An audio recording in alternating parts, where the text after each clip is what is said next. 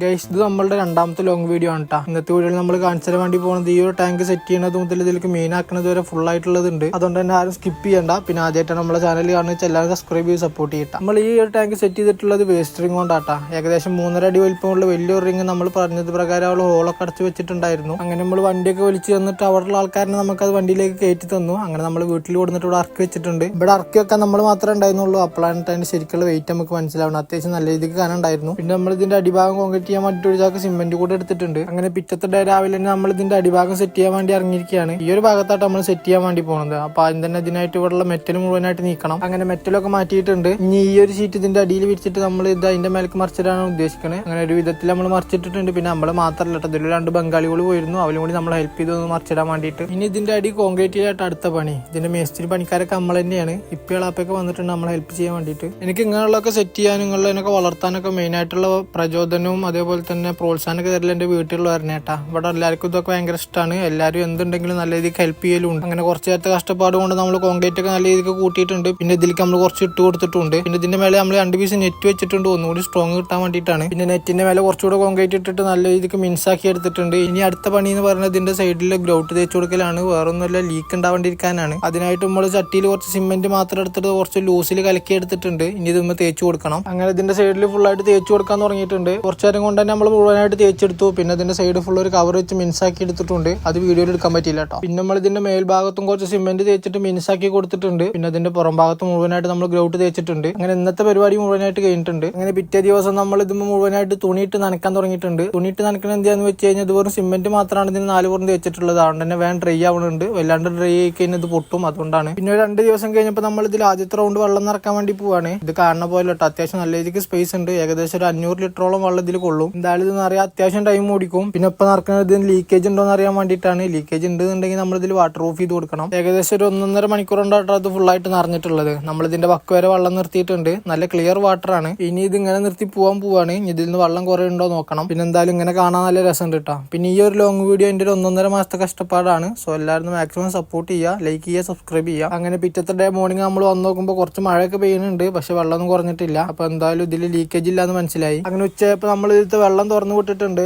നിറക്കാൻ അത്യാവശ്യം ടൈം കുടിച്ചെന്നുണ്ടെങ്കിലും പോകാൻ വെറും 5 മിനിറ്റ് മാത്രമായിട്ട് വേണ്ടി വന്നുള്ളൂ. പിന്നെ ഇതിന്റെ അടിഭാഗത്ത് കുറച്ച് സിമെന്റ് നിൽക്കുന്നുണ്ട് കേട്ടോ. അതൊക്കെ മുഴുവനായിട്ട് തുടച്ചെടുക്കണം. അങ്ങനെ അടുത്ത ഡേ ആയപ്പോൾ നമ്മുടെ ടാങ്ക് അത്യാവശ്യം നല്ല രീതിക്ക് ഡ്രൈ ആയിരുന്നു. അപ്പൊ ഇതിന്റെ ആദ്യത്തെ പണിയായിട്ട് നമ്മളൊരു കോട്ട് പ്രൈമറാണ് അടിക്കാൻ വേണ്ടി പോകുന്നത്. അങ്ങനെ കുറച്ചു നേരം കൊണ്ട് നമ്മുടെ ടാങ്കിന് നമ്മൾ പ്രൈമറൊക്കെ അടിച്ച് കുട്ടപ്പനാക്കി എടുത്തിട്ടുണ്ട്. ഇനി അടുത്തതായിട്ട് ഈ കാണുന്ന ബ്ലൂ കളർ ഇനാമലായിട്ട് നമ്മൾ അടിക്കാൻ പോകുന്നത്. പെയിന്റ് അടിച്ചിട്ട് നേരം പോലെ ഒന്ന് വീഡിയോ എടുക്കാനുള്ള ഗ്യാപ്പും കൂടി കിട്ടിയില്ല. അപ്പൊ നമുക്ക് ആദ്യത്തെ പണി കിട്ടി. ഇതാട്ട അവസ്ഥ, ഫുള്ള് പൊളിഞ്ഞു പോരാണ്. ഇവിടെ വില്ലനായിട്ടുള്ളത് നമ്മൾ ആദ്യം അടിച്ച പ്രൈമറാണ്. അതാണ് പൊളിഞ്ഞു പോരുന്നത്. ഇങ്ങനത്തെ ഒക്കെ സെറ്റ് ചെയ്യണവർ എന്തായാലും നല്ല ശ്രദ്ധിച്ചിട്ട് മാത്രം ചെയ്യാനില്ല, ഇതേപോലത്തെ പണി കിട്ടും. എന്തായാലും നമ്മൾ ഇതുകൊണ്ടൊന്നും നിർത്തിയില്ല. നമ്മൾ മുഴുവനായിട്ട് ചുരണ്ടി കളഞ്ഞിട്ട് നമ്മൾ വീണ്ടും നീല കളർ പെയിന്റ് അടിച്ചിട്ടുണ്ട്. ഇതാണ് ഇപ്പൊ നമ്മളുടെ ടാങ്കിന്റെ ലുക്ക്.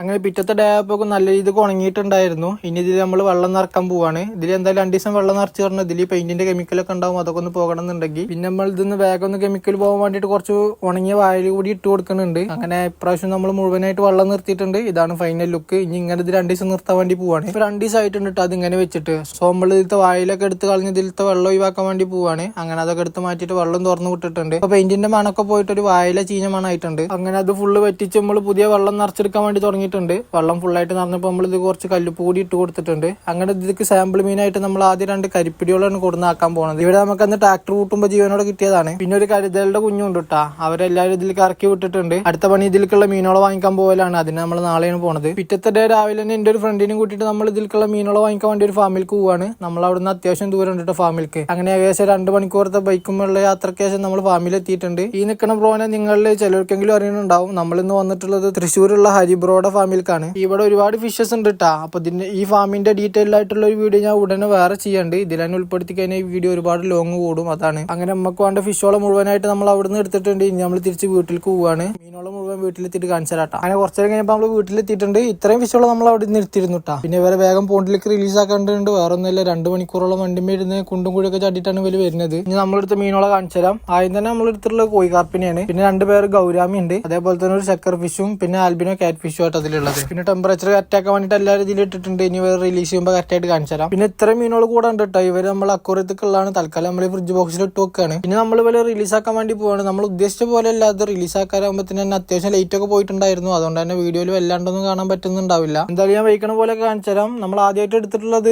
ഏകദേശം 7 ഇഞ്ചൊക്കെ സൈസുള്ള 4 കോയിക്കാർപ്പോളയാണ്. പിന്നെ ഒരു പേർ ഗ്രേ കളർ ഗൗരാമി ഉണ്ട്, ഒരു പേർ പിങ്ക് കളർ ഗൗരാമി ഉണ്ട്, രണ്ട് ഏകദേശം 3 ഇഞ്ചൊക്കെ സൈസ് വരുന്നത്. പിന്നെ ഏകദേശം ഒരു 5 ഇഞ്ചൊക്കെ സൈസ് വരുന്ന ഒരു പേര് ആൽബിനോ കാറ്റ് ഫിഷിന് എടുത്തിട്ടുണ്ട്. പിന്നെ ഉള്ളത് ഒരു ചക്കറാണ്. ഇവരെ നേരം പോലെ വേറെ ദിവസം ഞാൻ വീഡിയോ എടുത്തിട്ട് കാണിച്ചു തരണ്ട കേട്ടോ. അപ്പൊ ഏകദേശമൊക്കെ നിങ്ങൾ കണ്ടിട്ടുണ്ടാവും എന്ന് വിചാരിക്കുന്നു. ഞാൻ ആദ്യം പറഞ്ഞ പോലെ തന്നെ ഈ വീഡിയോ എന്റെ ഏകദേശം 1.5 മാസമായിട്ടുള്ള കഷ്ടപ്പാടാണ്. സോ എല്ലാവരും മാക്സിമം സപ്പോർട്ട് ചെയ്യുക. പിന്നെ ഇവരെ ക്യാൻ ഫീഡ് എടുക്കാൻ വേണ്ടിയിട്ട് നമുക്ക് ഇനി ട്രെയിൻ ചെയ്ത് കൊടുക്കേണ്ടതായിട്ടുണ്ട്. ഇപ്പൊ എല്ലാവർക്കും നല്ല പേടിയാണ് നമ്മളെ. പിന്നെ ഇതിലേക്ക് ഞാൻ എന്തെങ്കിലും മീനോളം ആഡ് ചെയ്യണമെന്നുണ്ടെങ്കിൽ അതും കൂടി നിങ്ങളൊന്ന് കമന്റ് ചെയ്യട്ടാ. ഇവരുടെ വെറും അപ്ഡേറ്റ്സും അതേപോലെ തന്നെ നമ്മൾ അക്വറിയം സെറ്റ് ചെയ്യണമായിരിക്കും മീനാക്കണമൊക്കെ ആയിട്ടുള്ള വീഡിയോസ് നമ്മുടെ ചാനലിൽ ഉടനെ വരും. അതൊക്കെ മിസ് ആണ്ടിരിക്കാൻ ചാനൽ സബ്സ്ക്രൈബ് ചെയ്ത് കൂടെ കൂടിക്കോളെ.